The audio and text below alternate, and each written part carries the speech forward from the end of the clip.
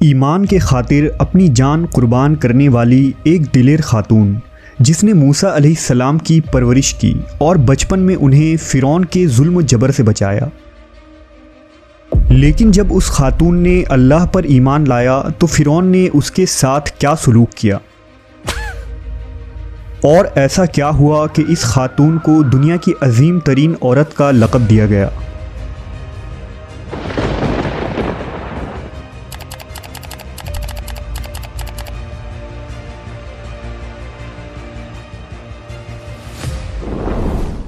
फ़िरौन मिस्र का एक जालिम व जाबिर बादशाह था। उसने मिस्र में आबाद कौम बनी इसराइल को ग़ुलाम बना रखा था और उन पर जुल्म के पहाड़ तोड़ता था। फ़िरौन निहायत ही मगरूर बादशाह था और ख़ुद को लोगों का खुदा और राज़िक कहलवाता था, लेकिन किसी में भी इतनी जुर्रत न थी कि फ़िरौन की मुखालफत कर सके। लिहाजा अल्लाह ने फ़िरौन के ख़ात्मे का इरादा किया तो बनी इसराइल में हज़रत मूसा अलैहिस्सलाम की पैदाइश हुई। जब मूसा अलैहिस्सलाम की पैदाइश हुई तो उन दिनों फ़िरौन ने अपने सिपाहियों को ये हुक्म दे रखा था कि बनी इसराइल में जो लड़का भी पैदा हो उसे कत्ल कर दिया जाए। लिहाजा इस मुसीबत व आफत के दौर में मजबूरन मूसा अलैहिस्सलाम की वालिदा ने आपको एक संदूक में रखकर संदूक को मजबूती से बंद कर दिया और उसे दरियाए नील में डाल दिया। दरिया से निकलकर एक नहर फ़िरौन के महल के नीचे बहती थी। अल्लाह की कुदरत ये हुई कि ये संदूक दरियाए नील से बहते हुए उस नहर में चला गया। उस वक्त नहर के किनारे फ़िरौन की बीवी आसिया बिनते मुज़ाहिम बैठकर नहर का नज़ारा कर रही थी। आसिया एक खूबसूरत और नेक दिल खातून थी और वो किसी बीमारी से शदीद तकलीफ़ में थी। फ़िरौन ने इसका बहुत कुछ इलाज कराया था मगर वो नाकाम रहा। कहते हैं कि काहिनों ने उसे बताया था कि ए फ़िरौन, हम पेशन गोई करते हैं कि इस दरिया में से एक आदमी तेरे महल में दाखिल होगा। अगर उसके मुंह की राल इस बीमार खातून के जिस्म पर मली जाएगी तो उसे शफा हो जाएगा। चुनांचा जब नहर में बहते इस संदूक पर आसिया की नज़र पड़ी तो उसने मुलाजमीन को उसे निकालने का हुक्म दिया। जब उस संदूक को पानी से निकाला गया और उसे खोला गया और मलका ने इस बच्चे को देखा तो उसे यूं महसूस हुआ कि एक बिजली सी चमकी है जिसने उसके दिल को मुनव्वर कर दिया है। आसिया के दिल में इस बच्चे की मोहब्बत ने घर बना लिया। इस बच्चे का लौबे दहन जैसे ही उनके हाथों पर पड़ा तो उन्हें शिफा हो गई। फ़िरौन की बीवी आसिया की बदन से कोई लड़का न था और वो बे औलाद थी। लिहाजा इस पाक दिल खातून की ममता जाग उठी और उसने मूसा अलैहिस्सलाम को गोद ले ली। इस तरह अल्लाह की कुदरत से मूसा अलैहिस्सलाम की परवरिश उसी फ़िरौन के महल में हुई जिसने आप अलैहिस्सलाम के हाथों से हलाक होना था। दरअसल लफ्ज़ फ़िरौन उस दौर में मिस्र के बादशाह का लक़ब हुआ करता था। मूसा अलैहिस्सलाम के क़िस्से के सिलसिले में दो फ़िरौनों का ज़िक्र आता है। एक वो जिसके ज़माने में आप पैदा हुए और जिसके घर में आपने परवरिश पाई, और दूसरा वो जिसके पास आप ईमान की दावत और बनी इसराइल की आज़ादी का मुतालबा लेकर गए और जो समुंदर में गर्क हो गया। लिहाजा बीबी आसिया का खाविंद जिसने मूसा अलैहिस्सलाम को अपने महल में रखा, इस फ़िरौन का नाम रामेसस सानी बताया जाता है। दरअसल बीबी आसिया रयान बिन वलीद की पोती थी। रयान बिन वलीद वही बादशाह था जो यूसुफ़ अलैहिस्सलाम के दौर में अजीज़ मिस्र था और उसने हज़रत यूसुफ़ पर ईमान भी लाया था। जब मिस्र पर क़िब्ती ख़ानदान की हुकूमत आई तो फ़िरौन ने अपनी ताकत के ज़ोर पर बीबी आसिया से शादी कर ली और उन्हें धमकी दी कि अगर उन्होंने शादी से इनकार किया तो उनके वालिदैन को कत्ल कर दिया जाएगा। लेकिन शादी के बाद भी अल्लाह ने हज़रत आसिया को फ़िरौन के शर से महफूज रखा और वो आप पर कादिर न हो सका। मवर्रखीन लिखते हैं कि अल्लाह ने फ़िरौन को नामर्द बना दिया था और बाज़ ने लिखा कि फ़िरौन को ऐसी बीमारी थी कि तबीबों ने उसे सारी उम्र सोहबत करने से मना कर दिया था। लिहाजा फ़िरौन कभी भी हज़रत आसिया के करीब ना जा सका। ये भी अल्लाह की एक हिकमत थी ताकि बीबी आसिया फ़िरौन के नापाक जिस्म से महफूज रह सके। बहरहाल हज़रत मूसा की परवरिश फ़िरौन के महल में किसी शाही फ़र्द या शहज़ादे के मानिंद हुई। हर तरह के आराम व आराइश आपके लिए दस्तयाब थे। लेकिन क़िब्तियों के दरमियान ज़िंदगी गुजारने के बावजूद मूसा अलैहिस्सलाम फ़ितरी तौर पर उनसे मुख्तलिफ़ किरदार के मालिक थे। हज़रत मूसा फ़िरौन के गुरूर व तकब्बुर और खुदाई के दावों को नापसंद किया करते थे और हमेशा तौहीद के मुताल्लिक वाज़ह बात किया करते, जो फ़िरौन और उसके दरबारियों को नागवार गुजरती थी।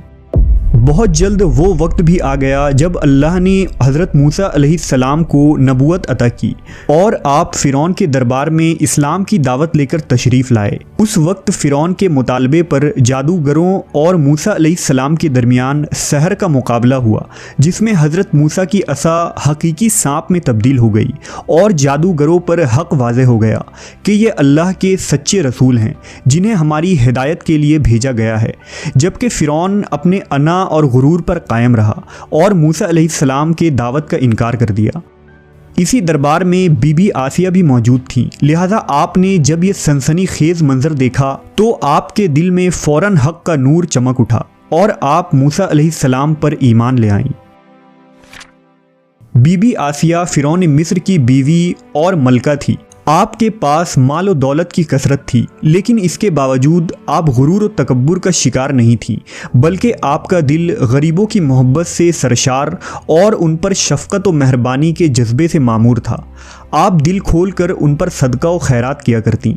इसी वजह से आपको उम्मुल मसाकीन यानी मिस्कीनों की माँ भी कहा जाता है।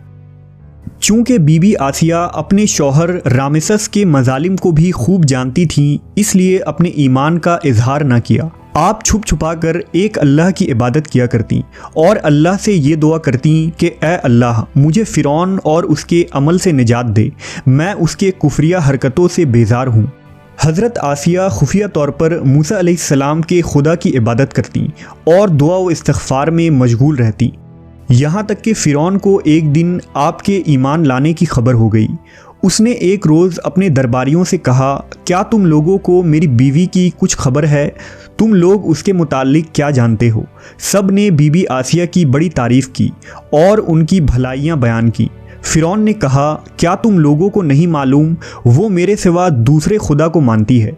लिहाजा फ़िरौन ने हज़रत आसिया को दरबार में बुलाया और उनसे दरियाफ्त किया कि तू किसे अपना माबूद मानती है। हज़रत आसिया ने दिलेरी और जज्बा ईमानी से जवाब दिया कि मैं मूसा के रब पर ईमान रखती हूँ, जो मेरा, तेरा और हम सब का खुदा है। फ़िरौन इस बेबाक जवाब पर गज़बनाक हो गया और बहुत जल्द पूरे शहर में इस बात की शोहरत हो गई कि फ़िरौन की बीवी और मलका ने फ़िरौनी तौर तरीके को ठुकराते हुए दीन मूसा कबूल कर लिया है।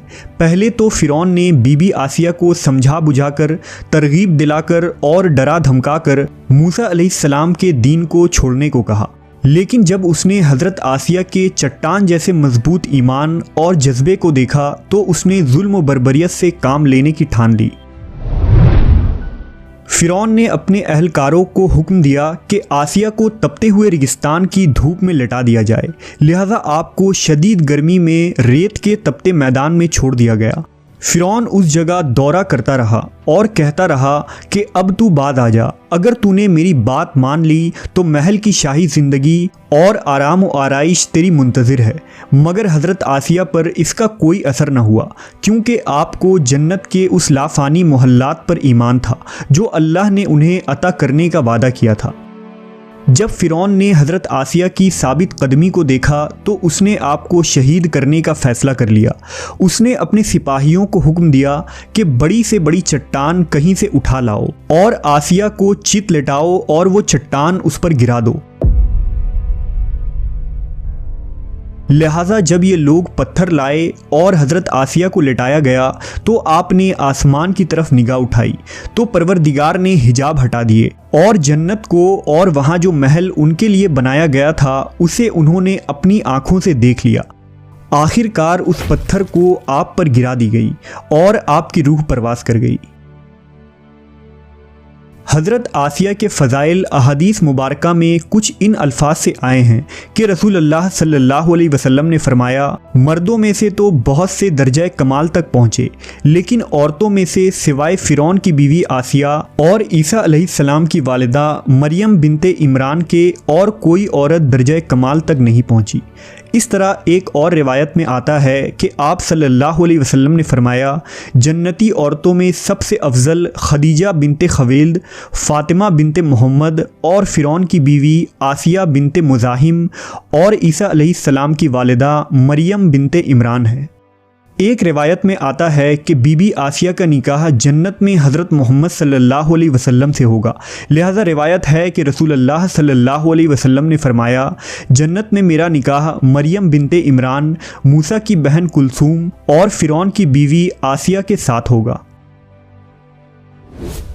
हमने देखा कि हज़रत आसिया ऐसी हुकूमत के साथ, ऐसे दरबार के अंदर इस कदर माल व दौलत, इताअत गुज़ार ग़ुलाम और कनीज़ों के साथ में एक बेहतरीन ज़िंदगी थी, लेकिन उन्होंने हक़ को कबूल किया और मूसा अलैहिस्सलाम के दीन पर ईमान ले आई।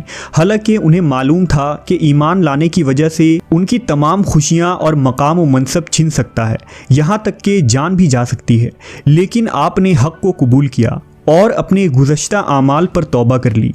बिलाशुबा तौबा करना और ईमान पर मजबूती से कायम रहना कोई आसान अमल नहीं, लेकिन जो शख्स भी इस दुनिया की मुश्किलात से गुज़र कर अल्लाह की इताअत करेगा और इंसानों के बजाय अल्लाह से डरेगा तो आखिरत में उसके लिए बेहतरीन लाफानी ज़िंदगी है।